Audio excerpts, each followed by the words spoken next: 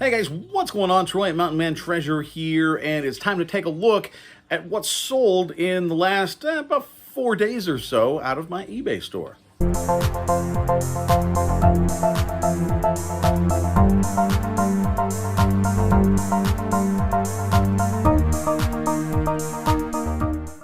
Okay, so it worked well last week.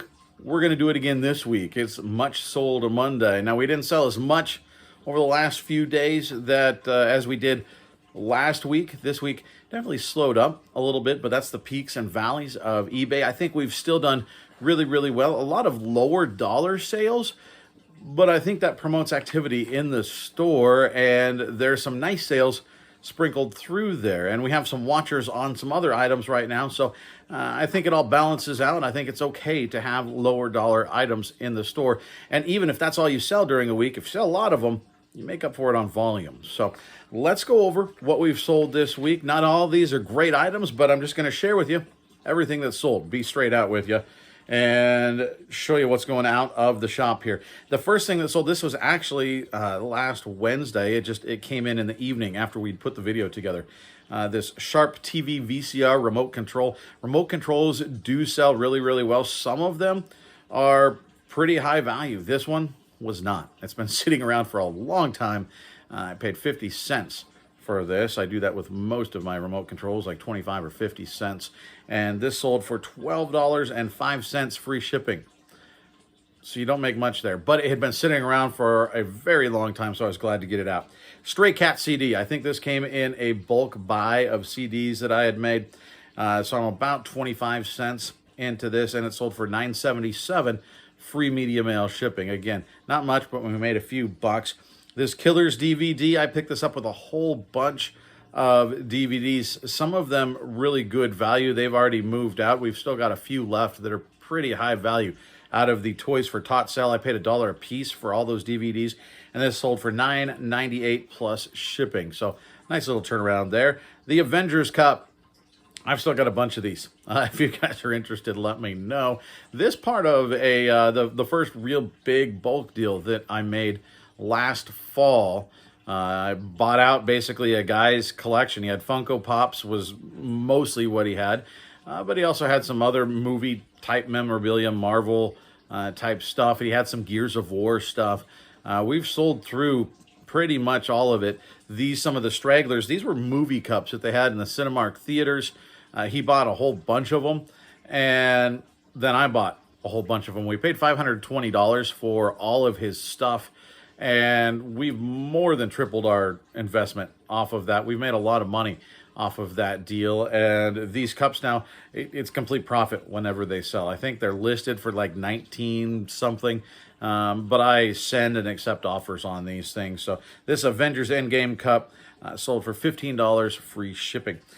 These Packers, Green Bay Packers covers, I picked these up not that long ago. You guys might have seen that in one of our haul videos from Goodwill. Paid $1.99 for these.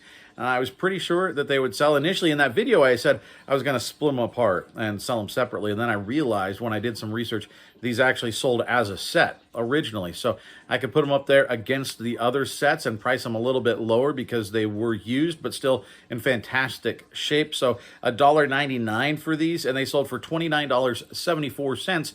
And they sold to Finland. I didn't know they did much golfing over there in Finland, or that they had Green Bay Packers fans. Although I guess Vikings, maybe. I mean, I guess that makes sense. But golf cover, I don't know. But they're going to Finland. So they paid international shipping for those as well. This Cordell Stewart t-shirt, vintage, single stitch, starter tee. It's lasted for quite a while. I think I got this last summer for a buck or two. And I took an offer on it of $12 free shipping. Now, originally they sent an offer of like $5. And I explained to them, that's not even going to cover fees and shipping. So, no. And they came back at $8. We bounced back and forth and settled at $12. This Mountain Dew t-shirt, I think I'm $1 in. I sent out an offer on this. I think it was a $9.98, and I sent out an offer of $9.26 free shipping. And somebody took it. Again, something that's been sitting around in the store. It's just clearing out old inventory. That's a good thing. Even if all you make is a couple bucks off of it, you made a couple bucks, you emptied a hole, you got rid of something that was otherwise pretty stale and just sitting around. So happy about that sale. This Monster Jam, these I pick up at Walmart. They also have them at Target. They have just the generic lines, right? They also have store exclusives. Target has some, Walmart has some. I never seem to find the ones at Target, but Walmart I can find them. I sold through these really, really well in the fourth quarter of last year. And I'd venture 90% of them went overseas. So you want the exclusives because those are the ones that they can't necessarily get overseas. And that's what this was. That's the only ones I pick up. That's what sold. This was a double pack. I had 2 different trucks in there. And it sold for $58.66 Australian dollars. The Australian dollar right now is 71 cents, something like that. It comes out to about $42 US. So after fees, after shipping, after buy costs, we make about 15 bucks on these. So not bad. And now I buy them fully expecting to send them overseas because that's where almost all of them go. This Blockbuster, you saw me pick this up a month ago or something. I think you saw this video.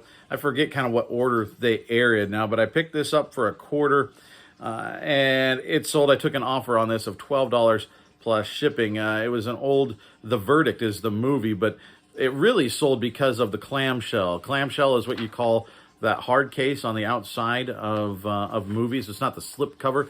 It's what you used to see in Blockbuster. And this was a Blockbuster movie that obviously never got returned. Some Blockbuster movies actually sell for a lot of money. Check a Blockbuster clamshell. Do the comps on them just to see. Sort by highest. Some of them sell for a lot. This one I picked up knowing it's not a great movie. It's not one that people necessarily want, but they might want just the nostalgia of Blockbuster. And somebody sent me an offer, 12 bucks. So definitely a good deal off of a quarter investment. How about this Mickey Mouse spoon rest? This is those things that would go next to your stove to put your spoon on. This thing, I think it was 50 cents. This was in the plush sale that you guys may have seen on Saturday is when this aired. We picked up all those plush, and I said, hey, this one thing is going to pay for everything else. Guess what? It just did. This thing sold, even though it had some... they're not cracks. It's called crazing. If you see old ceramics, old pottery, it looks like little hairline spiderweb cracks. That's called crazing, C-R-A-Z-I-N-G. Essentially, it happens when it's heat and humidity and just all the elements. It's actually cracks in the enamel, in the paint on there. So it's not necessarily in the actual pottery itself or the ceramic itself, but generally people look for them without that crazing. So without the crazing, I could have charged a little bit more, but the sell-through on these is really, really good. It's an old exclusive from the Disney store, apparently. I think it was 50 cents that we bought this for, and it sold for the equivalent of right about 38 bucks all in to somebody in the UK. Now, of course, they're paying the international shipping. I have to pack this up today. It depends on if I can get it under a pound. If I can get it under a pound, it's going to be $15.95. To ship it out, and I think I can. I think because it's pretty lightweight just in and of itself. So even once we package this up and protect it, I think it's going to come in under that 1 pound mark. So 16 bucks essentially to send it overseas, and we're left with what did I say? It's 38, so we're left with 22 bucks after fees. We're looking at like $20, 18 to $22 in there. So yeah, that paid for the entire plush pickup. Pretty good. Boy Meets Boy, this DVD series, it was from Bravo, season 1. Take a look at series you've never heard of, seasons you've never heard of shows you've never heard of. Sometimes you've never heard of them because they're pretty obscure and they're not streaming anywhere. People can't find them. This is one of those. I picked it up for $2.99 at Goodwill a couple weeks ago, and it sold for $24.49 plus shipping. This Marty Funko Pop from Back to the Future. This was a retail arbitrage pick up. Having a hard time with that. Retail arbitrage pickup. Paid $15 for this, and it sold for $25.89 plus shipping to Germany. So our international sales doing pretty well here in the last 4 or 5 days. So they're paying up to have me send that thing to Germany. So that's nice because we're going to make a nice, $10, $12 profit on that. This ATST, it's not an at, it's an ATST from Star Wars. This one of the Black Series. Keep an eye out for the Black Series. Some of those actually really high dollar. This one, not a lot, but I picked this up from Aaron's thrift store from Big Sky Thrift. I paid $8 for it, as I recall. And it's actually been sitting behind me for a while here on my table. I just wanted to kind of enjoy it for a while. And I did. And I was listing earlier this week on, when was it? It was on Friday. I was listing. I thought, you know what? It's time to list this. So I listed this Friday afternoon. And within about 2 hours, I had somebody sending me offers. And we started at, I don't know, 15, I think. And then, because this was a damaged box, these have a really good sell-through rate. And they sell right about $30 plus shipping pretty steadily, so up to $35, right in that ballpark. But the box on this was pretty beat up. The toy itself was fine. So if somebody wants to take it out and display it or play with it, it's in perfect shape. But for somebody that wants to display it in the box, it's not going to work for that because it's just not in good. The window, the plastic window pushed off the cardboard. There was a couple of dings in the box, that sort of thing. So this is for somebody that wants to play with the toy. So I priced it a little bit lower at like 20. I think we had it at like $25, something like that. We ultimately settled at $23.50 plus shipping. So it's not the $35 that you would normally get for this toy, but keep an eye out for it because it does sell very well. I mean, I was getting an offer hours after listing it. So $8 into $23.50 plus shipping, and I got some enjoyment out of it. So I'm happy with that. This AccuRite thermometer. It's like an indoor-outdoor thermometer. I've had this thing for probably a year. I don't remember. I think I picked this up last summer at a garage sale. I probably would have paid $1 for it, and it sold for $16.09 plus shipping. Now, interestingly enough, this thing sat for a year. No interest whatsoever. Man, I'm just realizing we were at church today, and I've got some crazy beard going on after the mask. So, yeah, I got like Wolfman beard going. Interestingly, this thing sat for a year, no real interest. 3 days ago, something like that, somebody sent me an offer of $5. $5. I was like, no, I'm not going to go that. I know it's been sitting for a long time, but I feel it's worth a little bit more than that. And then days later, somebody comes in and pays full price for it. So $16.09 plus shipping. These jean shorts, I don't remember. I think I paid $1 for them. I like picking these up. The distress shorts, the booty shorts, even just jean shorts. They're good store filler. They're very easy to list, to store, to ship. And they're pretty consistent sellers. If you get a big pile of them, they're going to sell, especially during this season. They sell pretty well. And so not a lot of money, but pretty steady trickle through. And again, the lower dollar sales, I think, increase activity in your store. That triggers the algorithm. Some of your stuff might get bumped up a little higher in the search results. So I'm fine with that. I wouldn't have paid more than $1 for these. And they sold for $9.98 free shipping. This Japan Illuminati card, I paid right about $16 all in for a pack of these off of eBay, actually.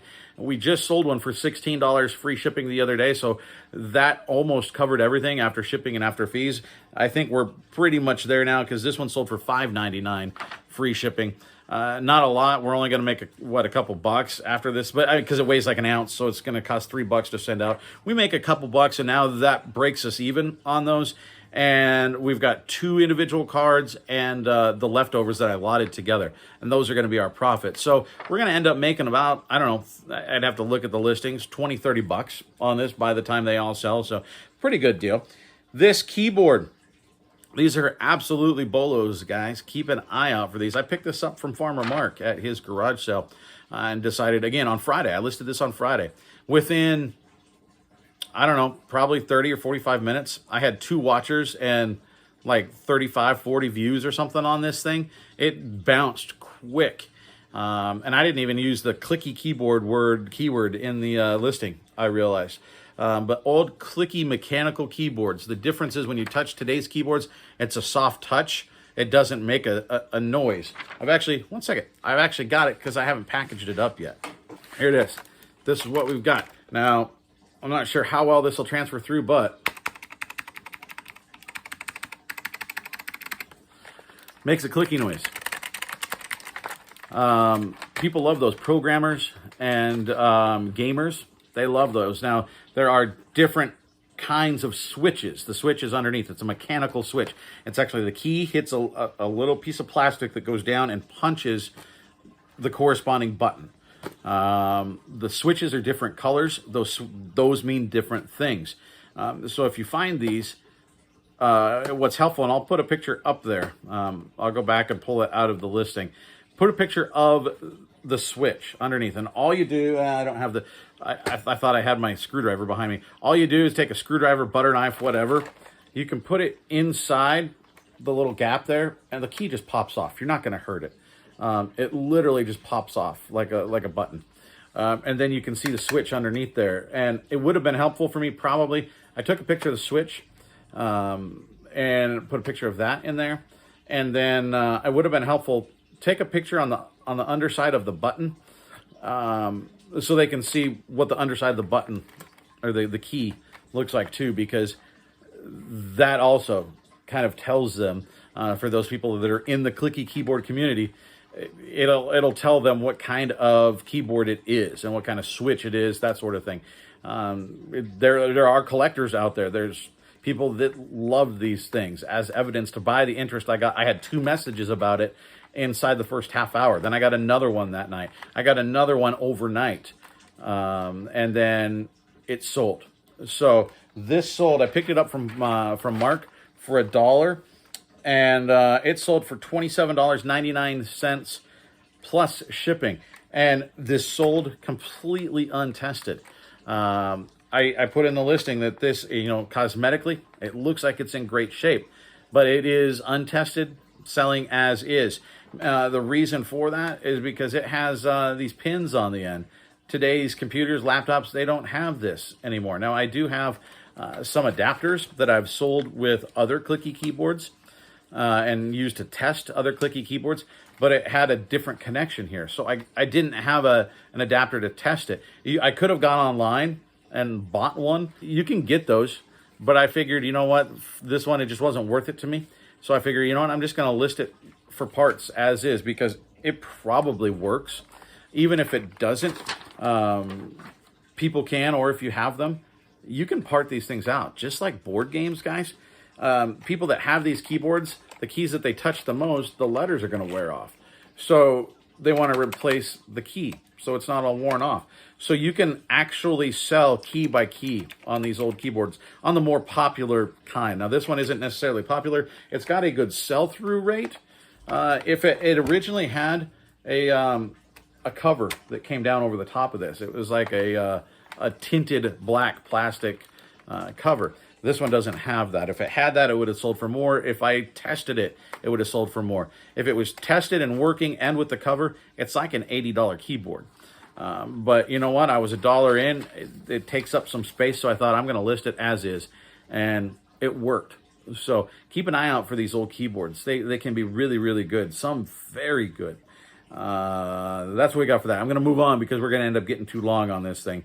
But you can get these things for cheap at garage sales all over the place because people think they're obsolete, they're worthless, and they're absolutely not.